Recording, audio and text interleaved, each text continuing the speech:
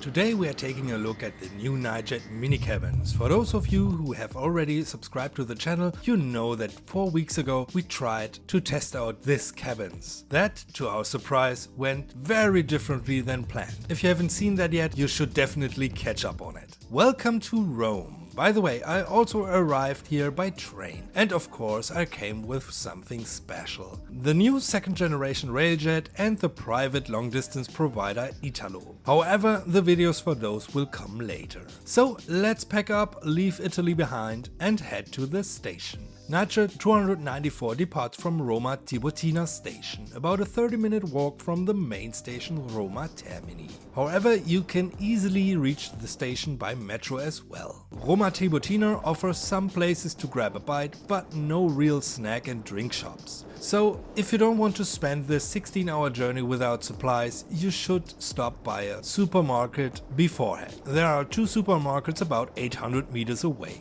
The station has several tracks and offers plenty of train traffic for railway enthusiasts, including Italo and Frecciarossa. Our Nightjet will depart from track 17, heading north today.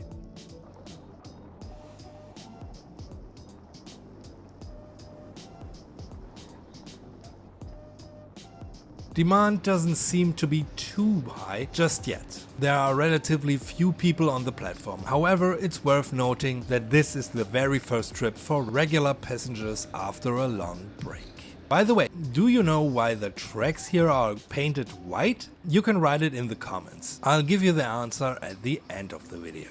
And here it rolls in, 5 minutes before the scheduled departure at 17:25. My home until about 9:30 in the morning. Well, that was the plan. What Trenitalia and ÖBB will make out of it, we'll see later.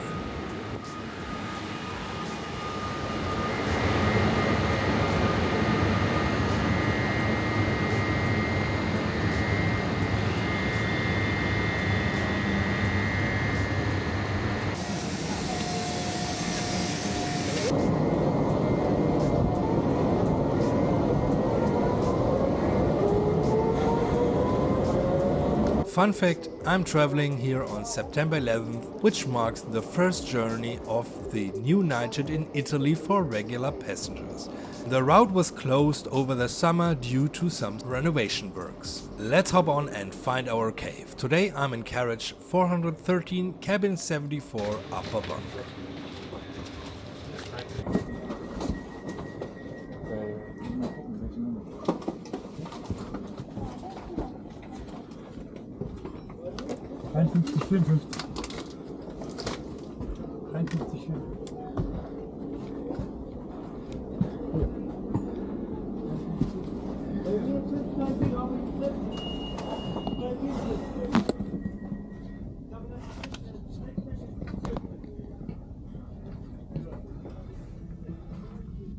With about 20 minutes delay, our new Nightjet finally sets off. It's a very leisurely journey through Rome at first. My first impression of the mini cabins is positive. However, the ventilation cannot be controlled in any way. In Germany and Austria that's no problem, but in Italy, with around 30 degrees outside, it can get a bit warm.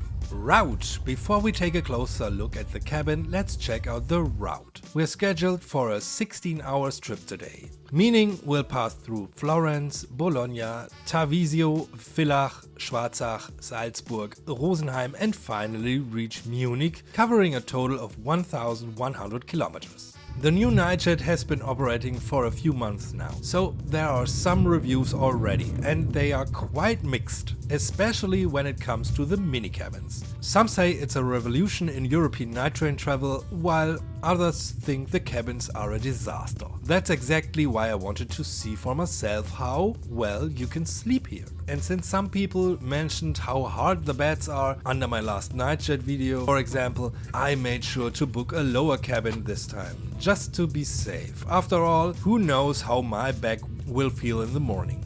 While I don't have chronic back problems, at almost 40 I don't want to risk to be stiff. Well, that wish didn't come true. The cabin itself. Let's take a closer look at the cabin. Your human locker or sleeping pod initially appears simple but modern. Each guest receives a small bottle of water and a manna snack as a welcome gift. Additionally, like in the new railjets, there are small trash bags in the cabins.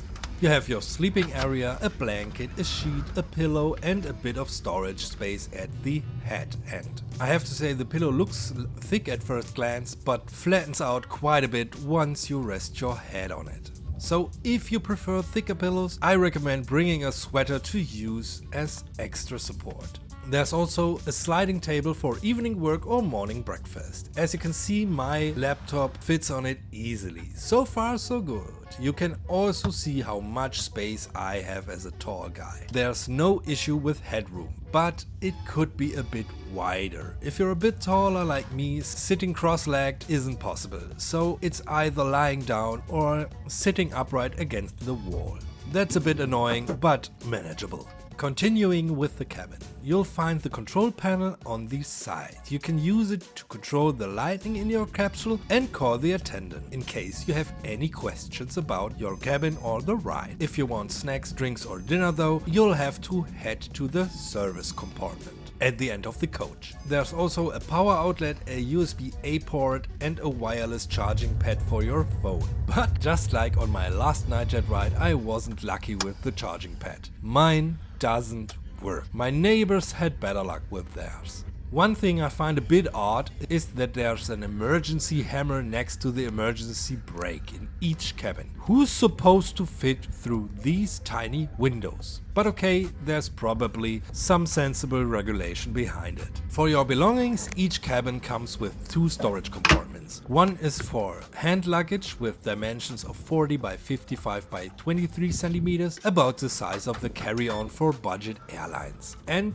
then there's a shoe compartment, measuring 18 by 57 by 15 centimeters. To give you a better sense of size, there's a pair of size 46 shoes. The lower cabins also have an extra compartment under the mattress. If you have larger luggage, you should either book a regular coachette or place your suitcase in the multi-purpose carriage or seating carriage, where there are shelves with lockable straps you can unlock with your phone's NFC function. You can lock your storage compartments and your cabin with your NFC key card, which is located in a holder inside the cabin next to the door. Simply hold the key card to the reader by the door and it will unlock both the door and the compartments at the same time. Before we continue with the video, I'd really appreciate if you would give me some feedback on the video.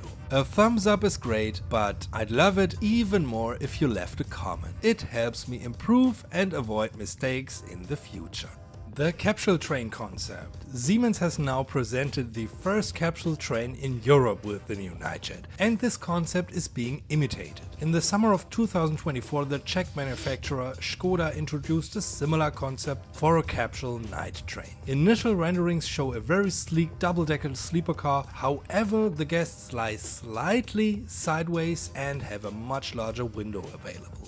Wi-Fi. Unlike the old Nightjet, the new Nightjet now also has Wi-Fi on board, and it worked quite well on the journey. I was able to watch YouTube videos and even stream series. Except for a short period in Austria, it worked smoothly throughout. Dogs. Are dogs allowed on the new Nightjet? In principle, yes. But if you want to travel overnight with your 4-legged friend, you cannot book the mini cabins. You'll need to reserve a private compartment, either a coachette or sleeper car. And keep in mind that dogs are not allowed in the bed. You also need to pay a little extra. Please note that this information only applies to this ÖBB Nightjet. Different countries, different operators, different rules. For example, the Croatian, Hungarian and Romanian railways don't allow dogs in the sleeping and coachette cars and showers in the Nightjet coachette car. Unfortunately, there are no showers anymore. I would have really appreciated having at least 2 showers per car in a new Nightjet train,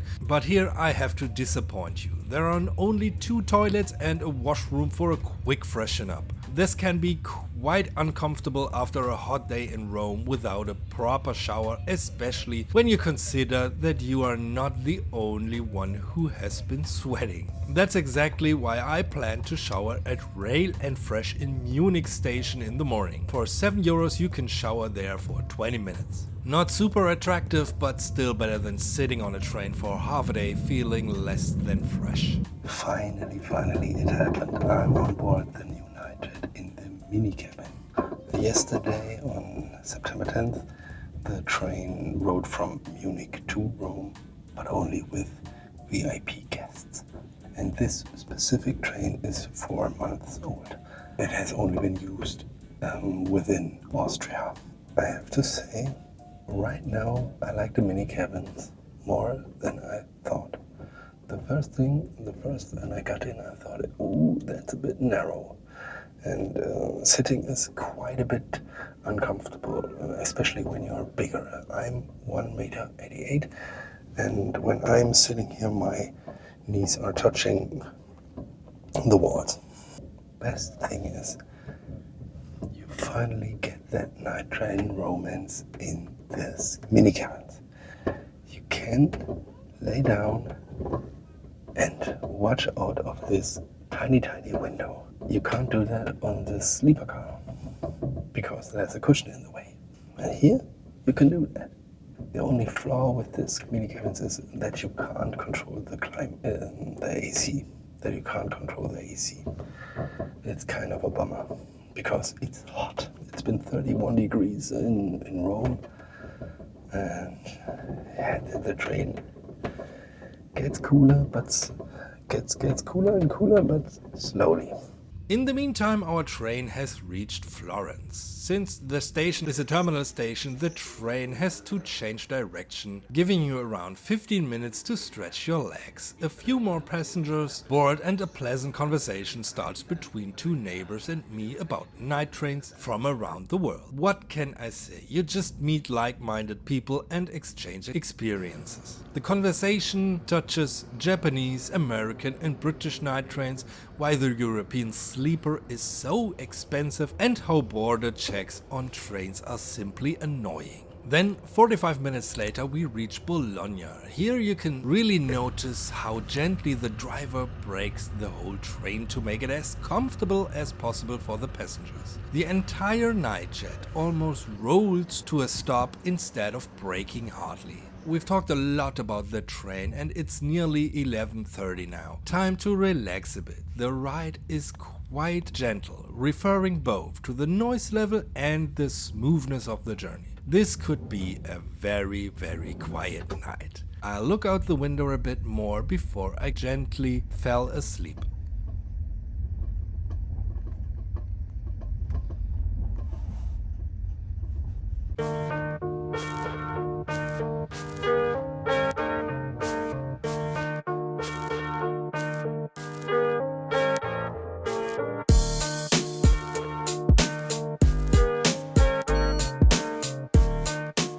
Thursday, September 12th. It's never ever a good sign when the first thing you see on your smartphone is a push notification from DB Navigator. According to the app, our train is over 2.5 hours late. This must be a fever dream, but Google Maps confirms my fears. Instead of being near Salzburg, we are standing in Villach station.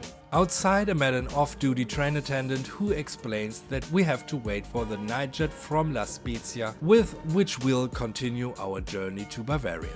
It's expected to arrive at around 7 AM. For me, things are getting a bit tight as I only have this particular 2.5 hour layover in Munich. The friendly ÖBB employee offers me a cup of coffee from the sleeping car. I use the waiting time to freshen up a bit and then comfortably lie down again in my capsule. Around 7:30 we finally continued. The advantage of this delay is that you can enjoy the beautiful Austrian landscape a bit longer, even though it's quite rainy.